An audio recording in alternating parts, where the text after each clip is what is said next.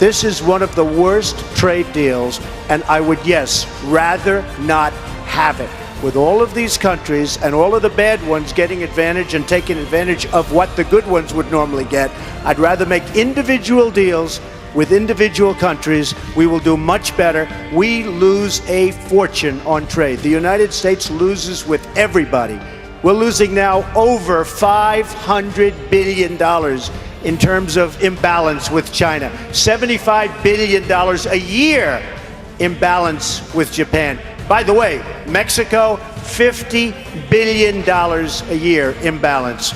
So I must say, Gerard, I just think it's a terrible deal. Inside NAFTA, which was one of the worst things that ever happened to the manufacturing industry. That is your opinion. You go to New England, you go to Ohio, Pennsylvania, you go anywhere you want, Secretary Clinton, and you will see devastation where manufacturing is down 30, 40, sometimes 50%. NAFTA is the worst trade deal maybe ever signed anywhere, but certainly ever signed in this country. And now you want to approve Trans-Pacific Partnership. You were totally in favor of it. Then you heard what I was saying, how bad it is, and you said, I can't win that debate. But you know that if you did win, you would approve that, and that will be almost as bad as NAFTA. Nothing will ever top NAFTA. That is just not accurate. I was against it once it was finally negotiated and the terms were laid out. I wrote about that in... You called it the gold standard. Well, I hope... You called it the gold standard of trade deals. You said it's the finest deal you've ever seen. No. And then you heard what I said about it, and all of a sudden you were against it. Well, Donald, I know you live in your own reality, but that is not the fact. Our economies are entwined, and we need to keep upping our game, both bilaterally and with partners across the region through agreements like the Trans-Pacific Partnership, or TPP. Australia is a critical partner. This TPP sets the gold standard in trade agreements. By China, by Japan, by every single country that we do business with. And it's never going to change with these politicians. It is clear, however, that if left unchecked, Saddam Hussein will continue to increase his capacity to wage biological and chemical warfare and will keep trying to develop nuclear weapons. Should he succeed in that endeavor, he could alter the political and security landscape of the Middle East, which, as we know all too well, affects American security. This is a very difficult vote. This is probably the hardest decision I've ever had to make. Any vote that might lead to war should be hard, but I cast it with conviction. Concerned about the problems with so-called unintended consequences. Who will govern Iraq when Saddam Hussein is removed? And what role will the U.S. play in an ensuing civil war that could develop in that country? Will moderate governments in the region who have large Islamic fundamentalist populations be overthrown and replaced by extremists? Will the bloody conflict between Israel and the Palestinian Authority be exacerbated? And these are just a few of the questions that remain unanswered. Give us your assessment. Is there a way out?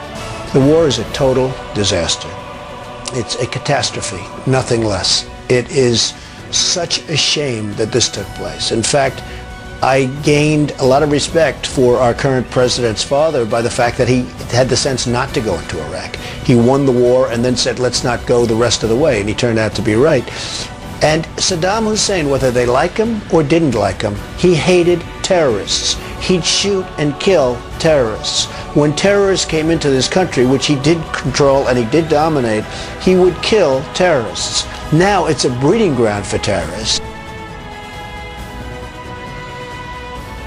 The Republican presidential candidate has criticized the Supreme Court ruling on gay marriage. Right. You said the court overreached, and you kind of let it go at that, and I think you were sending a message of tolerance. Well, it could be tolerance. It could be also like, we have a lot of problems in this country and we have to get back to work. I would have preferred states, making the decision, and I let that be known. But they made the decision, and, most of the candidates, I think, have said they did make the decision. A couple are out there very firmly that we're going to fight it, we're going to this and that. I would have preferred, certainly, if it were made by the states. Recently began posting the celebrations of gay unions. Not just straight people getting married, but gay people who want to announce their unions. Do you think New York State should recognize gay marriage? No. No. Okay.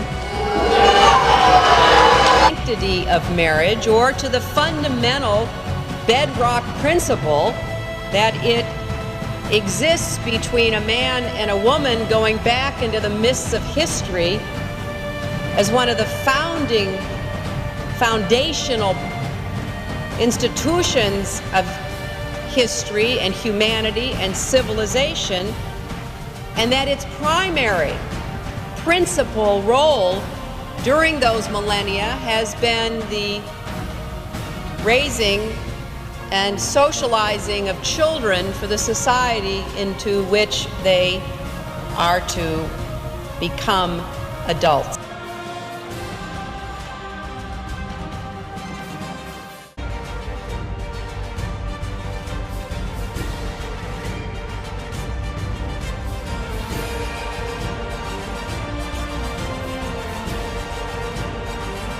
Mexico is such an important problem on our doorstep. Very briefly on immigration, I hope that we get back to comprehensive immigration reform. We've had a unfortunate political season where the issue has been used as a political football. There isn't any sensible approach except to do what we need to do simultaneously. Secure our borders with technology, personnel, physical barriers if necessary in some places, and we need to have tougher employer sanctions. To do the logistics of it. How would you do the logistics? Okay, how do you take 11 million people and make them leave? Fine, you'll do it. It's all a package. Number one, we're going to build a wall. We're going to have people come into the country. I agree, but let's go through it.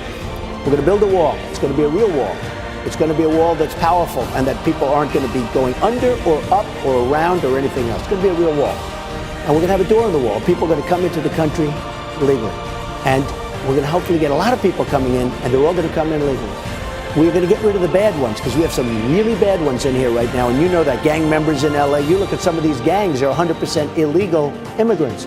They're going to be gone, okay? And they're going to be gone fast. And they're not going to be in our prisons for us to take care of them. Our prisons are bursting with illegals right now. What about the law-abiding majority? That's now you have people that came in illegally, yes, and they're called illegal immigrants, and they're here illegally. They're going to have to go, and they're going to have to come back in legally. Today I want to talk about how to grow the African American middle class and to provide a new deal for Black America. That deal is grounded in 3 promises: safe communities, great education, and high-paying jobs.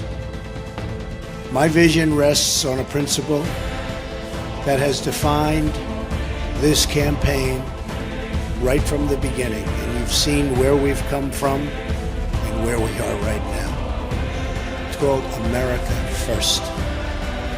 Every African American citizen in this country is entitled to a government that puts their jobs, wages, and security first. One of the greatest betrayals has been the issue of immigration. Illegal immigration violates the civil rights of African Americans. That's what's been happening.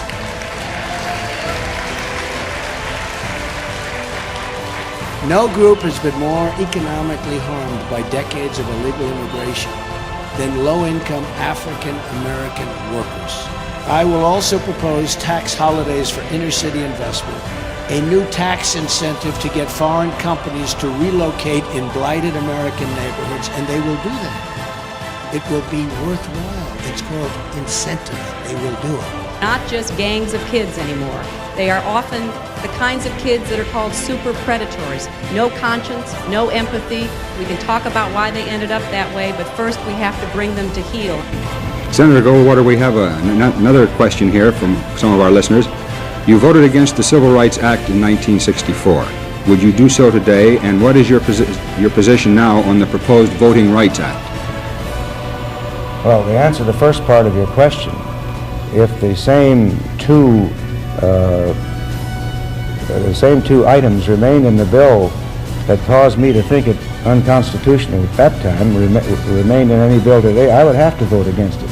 This isn't something, by the way, that you make a determination from the standpoint of politics.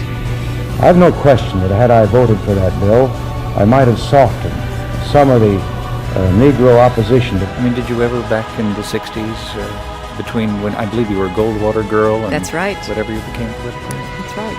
And I feel like my political beliefs are rooted in the conservatism that I was raised with.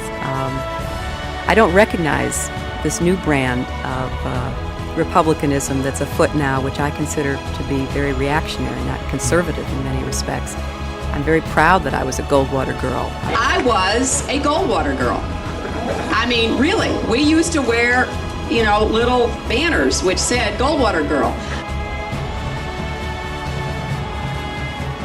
Give us some comments that you made over the weekend on Meet the Press regarding abortion. You said, quote, the unborn person doesn't have constitutional rights. So my question is, at what point does someone have constitutional rights? And are you saying that a child on its due date, just hours before delivery, still has no constitutional rights? Under our law, that is the case. We do some very good work. Cervical cancer, lots of women's health issues are taken care of. I know one of the candidates, I won't mention names, said, we're not going to spend that kind of money on women's health issues. I am. Planned Parenthood does a really good job in a lot of different areas, but not on abortion. So I'm not going to fund it if it's doing the abortion. I am not going to fund it. Now, they say it's 3% and it's 4%. Some people say it's 60%. I don't believe it's 60%, by the way, but I think it's probably a much lower number. But Planned Parenthood does some very good work, but I would defund as long as they're doing abortions.